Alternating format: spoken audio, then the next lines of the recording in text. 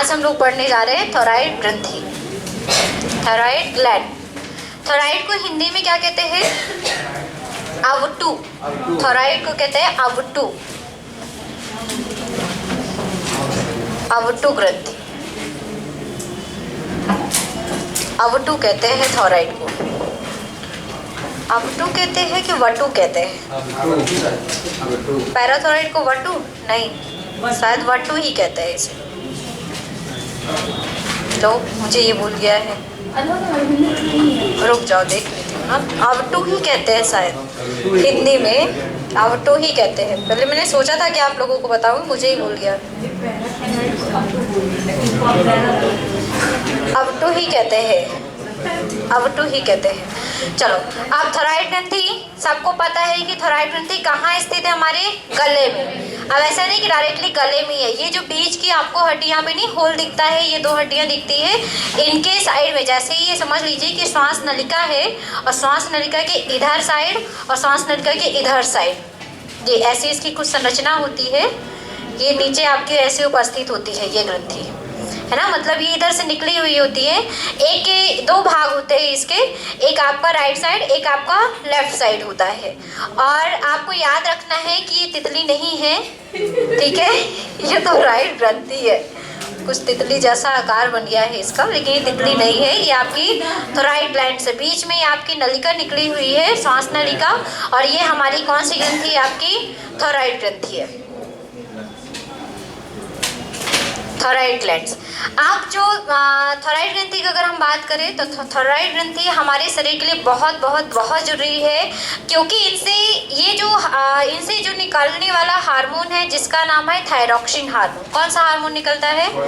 Thyroxine hormone, ठीक है। एक याद रखिएगा, एक हार्मोन है इसका, थायराइड ग्रंथि से निकलने वाला हार्मोन है थायरॉक्सिन हार्मोन। ये जो हार्मोन होता है ये हमारे शरीर की समस्त उपापचयी क्रियाओं पर नियंत्रण का कार्य करता है, ठीक है। हमारे शरीर में जितनी भी मेटाबॉलिक एक्टिविटीज होती हैं सभी का कंट्रोल कौन करता है? Thyroxine hormone. मतलब इससे जो हार्मोन, ये जो हार्मोन है इसकी कमी से कई सारे रोग भी होते हैं और इसकी अधिकता से भी कई सारे रोग होते हैं, वो आपके पेपर में पूछे जाते हैं। थायराइड ग्रंथि हमारे गले के श्वास नलिका के नीचे उपस्थित होती है। यह दो पालित में होती है, एक दाई पाली एक बाई पाली। और पुरुषों की अपेक्षा महिलाओं की जो थायराइड ग्रंथि होती है बड़ी होती है। याद रखेंगे, पुरुषों की अपेक्षा महिलाओं की थायराइड ग्रंथि क्या होती है? बड़ी होती है। और मानव शरीर की सबसे बड़ी अंतःस्रावी ग्रंथि कौन सी है? आपको याद रखना है, थायराइड ग्रंथि। पेपर में पूछा जाता है कि मानव शरीर की सबसे बड़ी अंतःस्रावी ग्रंथि, तो ग्रंथि नहीं बोल रहे हैं हम, कौन सी ग्रंथि बोल रहे हैं? अंतःस्रावी। अगर ओनली क्वेश्चन ये आ जाए आपके पेपर में कि सबसे बड़ी ग्रंथि कौन सी है तो यकृत, लेकिन अगर पेपर में ये आता है कि सबसे बड़ी अंतःस्रावी ग्रंथि कौन सी है तो थायराइड ग्रंथि है, ठीक है।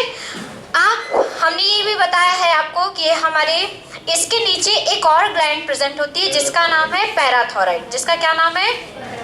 पैराथायराइड, वटु ग्रंथि, ठीक है। इसको पैराथायराइड, जस्ट इसी के पीछे उपस्थित होती है आपकी पैराथायराइड। तो इसको अभी हम लोग नहीं पढ़ेंगे, अभी हम लोग पढ़ेंगे थायराइड ग्रंथि। थायराइड ग्रंथि से थायरॉक्सिन हार्मोन स्रावित होता है और इसमें 65% मात्रा आयोडीन की होती है। किसकी होती है?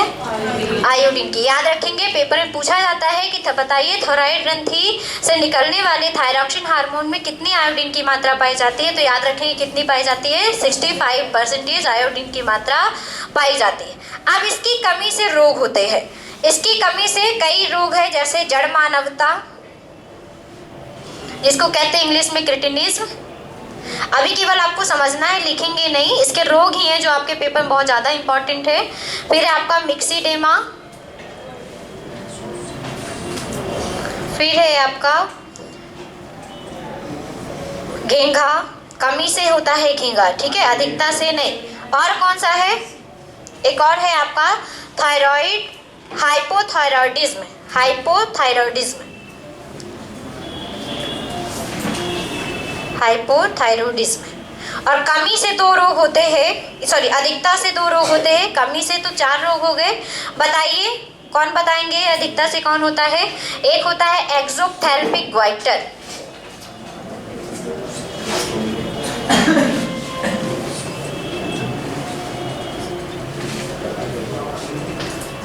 रुक जाओ, एक्सोप्थेल्मिक लिखते हैं, नहीं, एक है एक्सोप्थेल्मिया, एक्सोप्थेल्मिया है, एक्सोप्थेल्मिया, और एक है आपका टॉक्सिक ग्वाइटर, एक है आपका टॉक्सिक ग्वाइटर।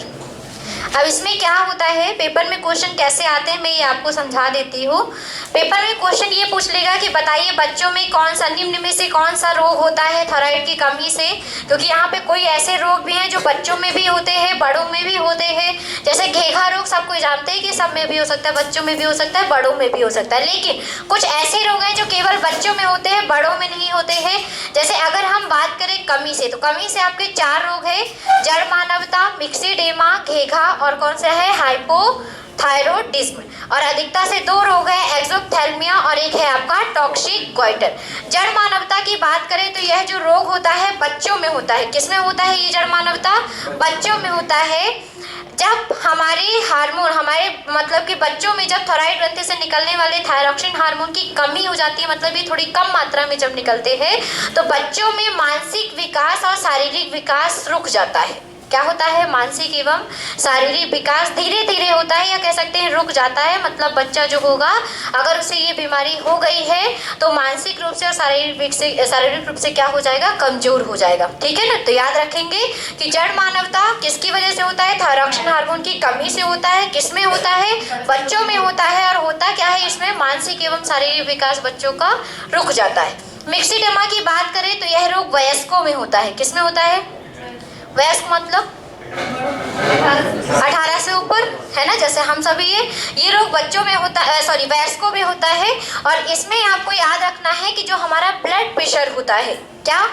ब्लड प्रेशर, रक्तचाप या रक्तदाब, ठीक है, जो हमारा ब्लड प्रेशर होता है वो अनियंत्रित हो जाता है। आप देखते ही होंगे कि जो वयस्क लोग होते हैं उनमें रक्तचाप या फिर रक्तदाब का ज़्यादा बीमारी पाई जाती है।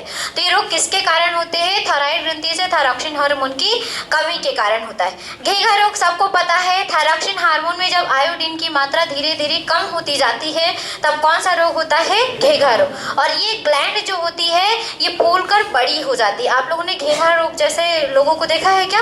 उनका ये वाला जो भाग होता है वो बाहर निकल आता है। मतलब वो बाहर निकलने का मतलब ये नहीं कि वहाँ पे कोई हड्डी बढ़ रही है। ये जो ग्लैंड्स होती है आयोडीन की कमी को पूरा करने के लिए वो ग्लैंड्स अपने आप को क्या कर देती है? काफी बड़ा कर देती है। ठीक है, तो फूल कर बड़ी हो जाती है। उसमें ये कौन सी ग्लैंड फूल कर बड़ी होती है? थायराइड ग्रंथि। और कौन सा रोग उसे कहते हैं? हम घेघा रोग कहते हैं। कब होता है? इस हार्मोन की कमी से नहीं, इस हार्मोन में किसकी कमी से? आयोडीन की कमी से। इस कारण से जब ये रोग होता है तो डॉक्टर कहते हैं आयोडीन युक्त नमक खाना चाहिए, या आयोडीन वगैरह की जो अब तो मिनरल वगैरह सब आने लगी इसकी, तो आपको मतलब ये प्रेफरेंस की जाती है। हाइपोथायरॉयडिज्म क्या है? ये एक ऐसा रोग है जो कि हमारे सेक्सुअल रिप्रोडक्शन से संबंधित है। ठीक है, जनन कार्यों से संबंधित है।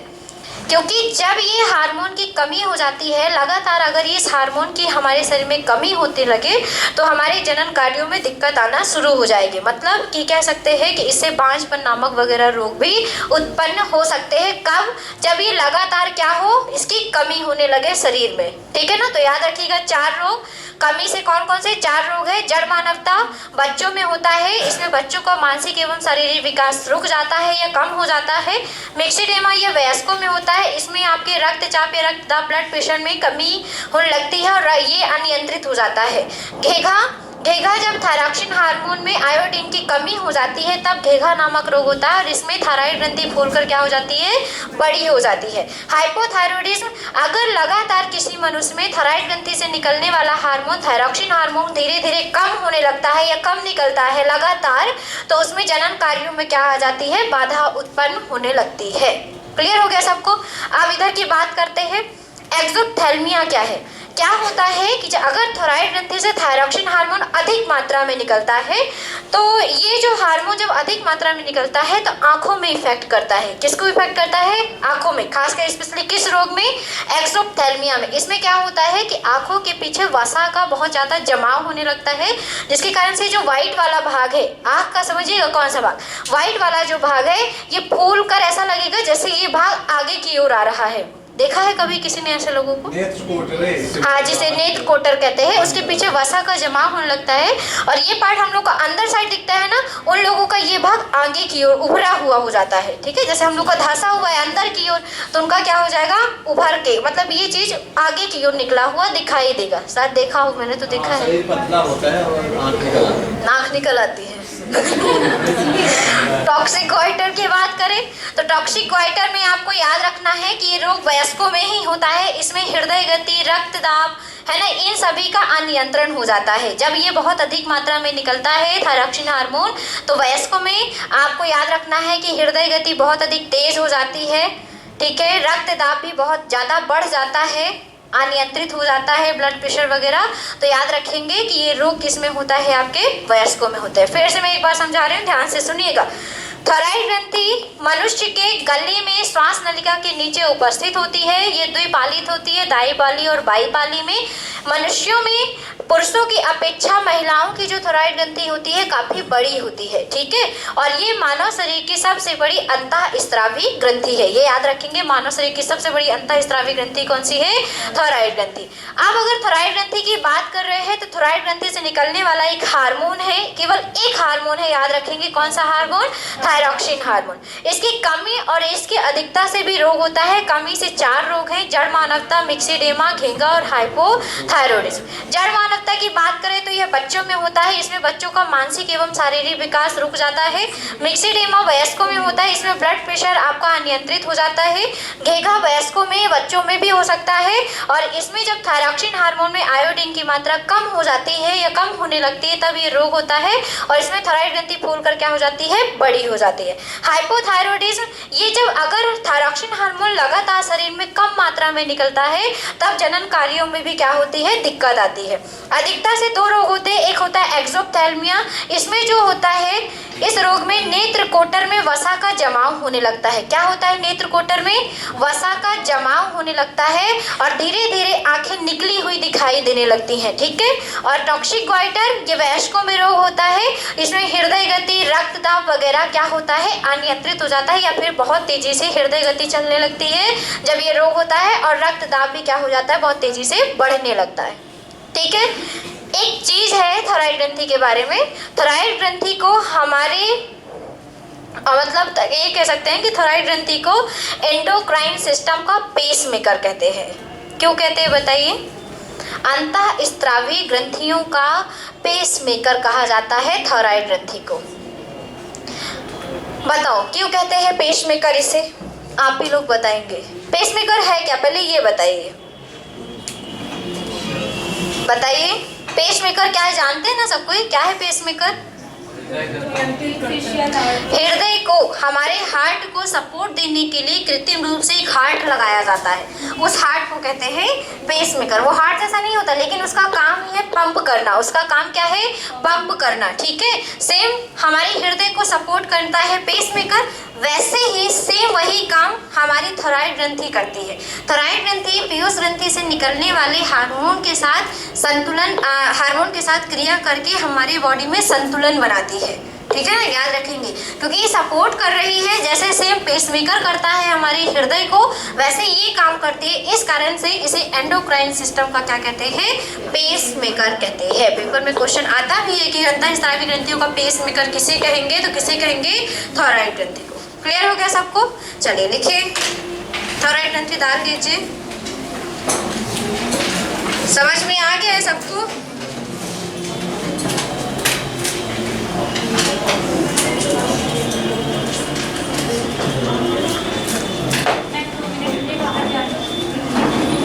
थायराइड ग्रंथि जो है, हमने पीयूष ग्रंथि बताई थी। बताओ संध्या, कल थी ना आप क्लास पे? थी ना? नहीं थी? तुम थी ना प्राची? तुम भी नहीं थी? कहाँ रहती हो तुम दोनों? हेमा आप बताइए कि पीयूष ग्रंथि भ्रूण के किस परत से बनी है? एक्टोडर्म। और ये जो थायराइड ग्रंथि है ये भ्रूण के एंडोडर्म परत से बनी है। ठीक है, चलिए लिखिए।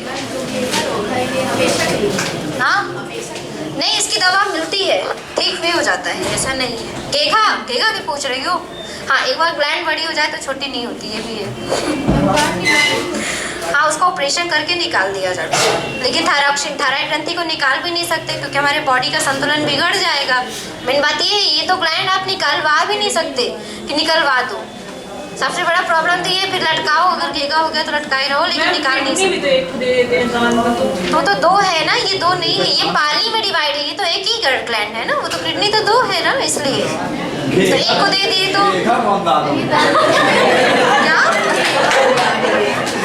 घेगा का दान नहीं पूछ रही है, बोल रही थायराइड ग्रंथि निकलवाने के लिए। वो बोल रहे घेगा का दान। चलो लिखो थायराइड ग्रंथि पे। हाँ जी, गिल्टी गले में नहीं होती, गिल्टी इधर होती है पैरोटिड ग्लैंड में। वो मैंने बताई थी क्यों।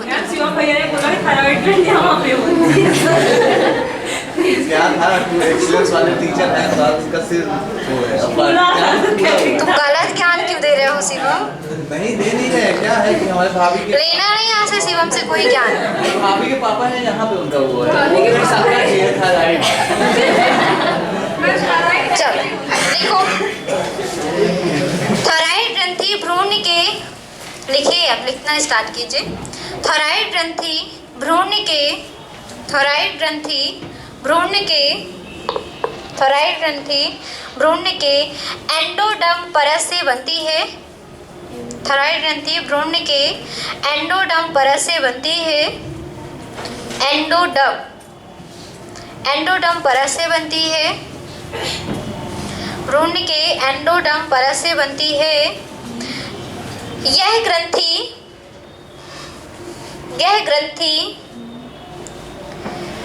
ग्रंथि श्वास नली, गले में श्वास नली के नीचे उपस्थित होती है।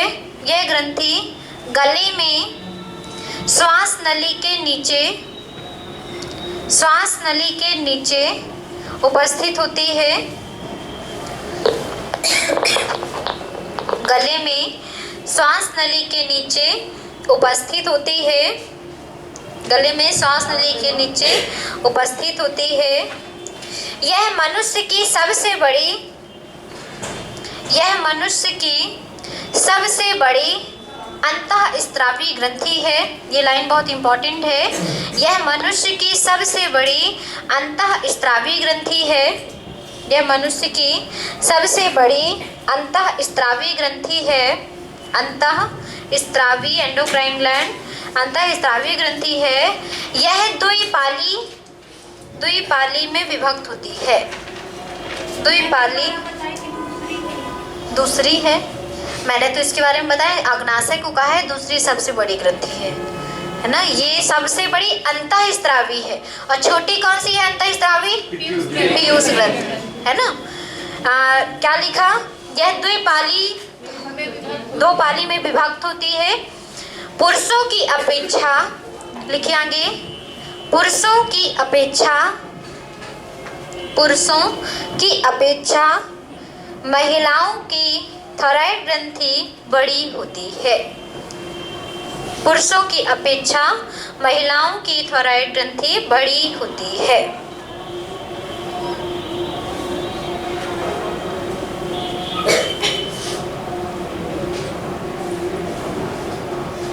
लिख लिया? स्टार पॉइंट बना के लिखिए। थायराइड ग्रंथि से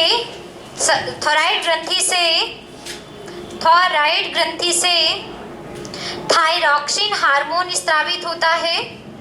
थायराइड ग्रंथि से थायरॉक्सिन हार्मोन स्रावित होता है।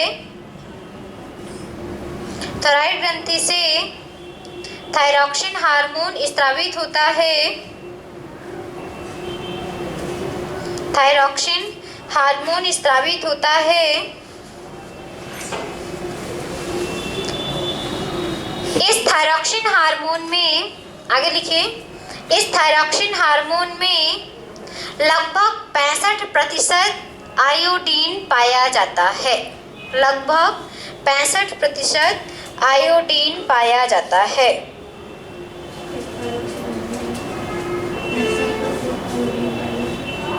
लगभग 65% आयोडीन पाया जाता है। अब लिखिए रोग, हाँ, कमी से होने वाले रोग, थायरॉक्सिन हार्मोन की कमी से होने वाले रोग। इसके रोग बहुत इंपॉर्टेंट है, पेपर में आते हैं। लिखिए थायरॉक्सिन हार्मोन की कमी से होने वाले रोग। पहला लिखेंगे जड़ मानवता, क्रिटिनिज्म। जड़ मानवता, क्रिटिनिज्म कहते हैं इंग्लिश में, क्रिटिनिज्म।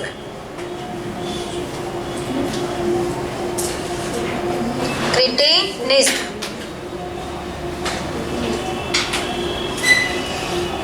हो गया। लिखिए इसमें डैश करके, यह रोग बच्चों में होता है, यह रोग बच्चों में होता है, जिसके कारण बच्चों का मानसिक एवं शारीरिक विकास, यह रोग बच्चों में होता है जिसके कारण बच्चों का मानसिक एवं शारीरिक विकास, बच्चों का मानसिक एवं शारीरिक विकास रुक जाता है। कोई चीज़ कम हो गई तो दिक्कत है, कोई चीज़ अधिक हो गई तो दिक्कत है। हो गया। दूसरा लिखिए मिक्सीडेमा, मिक्सीडेमा, मिक्सीडेमा, हाँ, मिक्सीडेमा पे लिखिए, यह रोग वयस्कों में होता है, यह रोग वयस्कों में होता है, यह रोग वयस्कों में होता है। इसमें रक्तदाब, ब्लड प्रेशर, इसमें रक्तदाब एवं हृदय गति कम हो जाती है। इसमें रक्तदाब एवं ब्लड प्रेशर एवं हृदय गति कम हो जाती है, हृदय गति कम हो जाती है। अब तीसरा लिखे घेंघा, ग्वाइटर कहते हैं घेंघा को। क्या हो गया, थक गए क्या? लिखो घेंघा, लिखो इसकी थायरॉक्सिन हार्मोन में, लिखिए घेंघा पे लिखिए, ग्वाइटर पे लिखिए, थायरॉक्सिन हार्मोन में आयोडीन की कमी होने पर, आयोडीन की कमी होने पर यह रोग होता है। थायरॉक्सिन हार्मोन में आयोडीन की कमी होने पर यह रोग होता है। इसमें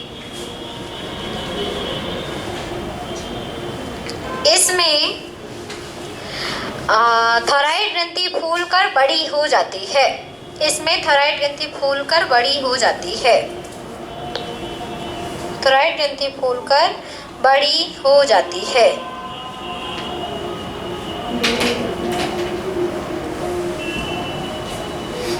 अब अगला लिखे हाइपोथायरॉयडिज्म, हाइपोथायरॉयडिज्म, हाइपोथायरॉयडिज्म।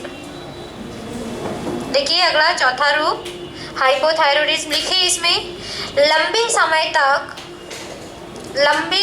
तक हाइपोथायरॉयडिज्म पे लिखे, लंबे समय तक मनुष्य में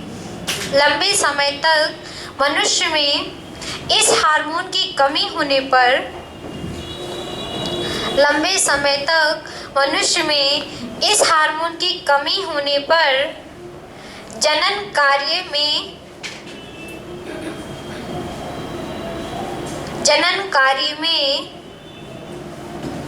अवरुद्ध उत्पन्न होता है। अवरुद्ध को और क्या बोल सकते हैं? बाधा उत्पन्न होती है, अवरुद्ध उत्पन्न होता है। चलो अब लिखिए अधिकता से होने वाले रोग। अब अधिकता से होने वाले रोग, एक्सोप्थेल्मिया, पहला डाल के लिखिए एक्सोप्थेल्मिया, पहला डाल के लिखिए एक्सोप्थेल्मिया, एक्सोप्थेल्मिया। एक्सोथैल्मिया, आप जैसे पढ़ना चाहते हो उसे पढ़ सकते हैं। एक्सोथैल्मिया में तो मेरे वर्ड से वही निकलेगा, आपको जैसा पढ़ना हो पढ़ सकते हैं, है ना। एक्सोथैल्मिया क्योंकि आधा पाए है ना बीच में, इसलिए लिंक बनाना है। चलो लिखो इसमें, इस रोग में रोगी मनुष्य के नेत्र कोटर के पीछे, इस रोग में रोगी मनुष्य के, जिसको रोग होगा उसी में, रोगी मनुष्य के नेत्र कोटर के पीछे, क्वार्टर नहीं लिख लेना, घर नहीं, कोटर, नेत्र कोटर के पीछे वसा का जमाव होने लगता है। नेत्र कोटर के पीछे वसा का जमाव होने लगता है, जिसके कारण नेत्र निकले हुए या उभरे हुए दिखाई देते हैं। जिसके कारण नेत्र निकले हुए या उभरे हुए दिखाई देते हैं। ऐसा लगेगा जैसे आंख निकल आई उसकी, लेकिन ऐसा नहीं है कि वो निकल आएगी, तो जुड़ी रहती है पीछे। पानी चाहिए आपको। टॉक्सिक ग्वाइटर, दूसरा लिखिए टॉक्सिक ग्वाइटर। ठंड लग गई है लगता है। टॉक्सिक ग्वाइटर लिखिए इसमें, इस रोग में रोगी मनुष्य के, इस रोग में टॉक्सिक ग्वाइटर पे लिखिए। दूसरा एक्सोथैल्मिया लिख लिया सबने, टॉक्सिक ग्वाइटर पे लिखिए। इस रोग में रोगी मनुष्य के हृदय गति, इस रोग में रोगी मनुष्य की हृदय गति, हार्ट बीट, कॉमा करके लिखिएगा, रक्तदाब, हृदय गति। इस रोग में रोगी मनुष्य के हृदय गति, रक्तदाब एवं श्वसन दर बढ़ जाती है, एवं श्वसन दर बढ़ जाती है। हृदय गति, रक्तदाब एवं श्वसन दर क्या हो जाती है? बढ़ जाती है। श्वसन दर बढ़ जाती है, श्वसन दर बढ़ जाती है। ये था आपका। अब एक स्टार पॉइंट लिखे थायराइड ग्रंथि का, पेसमेकर वाला लिखे।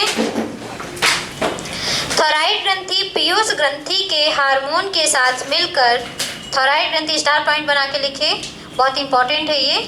थायराइड ग्रंथि पीयूष ग्रंथि से निकलने वाले, थायराइड ग्रंथि पीयूष ग्रंथि से निकलने वाले हार्मोन के साथ मिलकर, थायराइड ग्रंथि पीयूष ग्रंथि से निकलने वाले, पीयूष ग्रंथि से निकलने वाले हार्मोन के साथ मिलकर शरीर में संतुलन का कार्य करते हैं, के साथ मिलकर शरीर में संतुलन का कार्य करते हैं।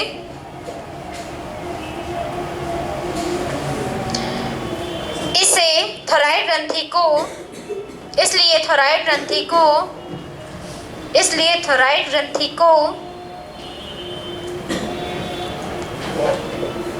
अंतःस्रावी ग्रंथि का पेसमेकर कहते हैं, क्योंकि सपोर्ट करती है हमारे बॉडी में, संतुलन करती है।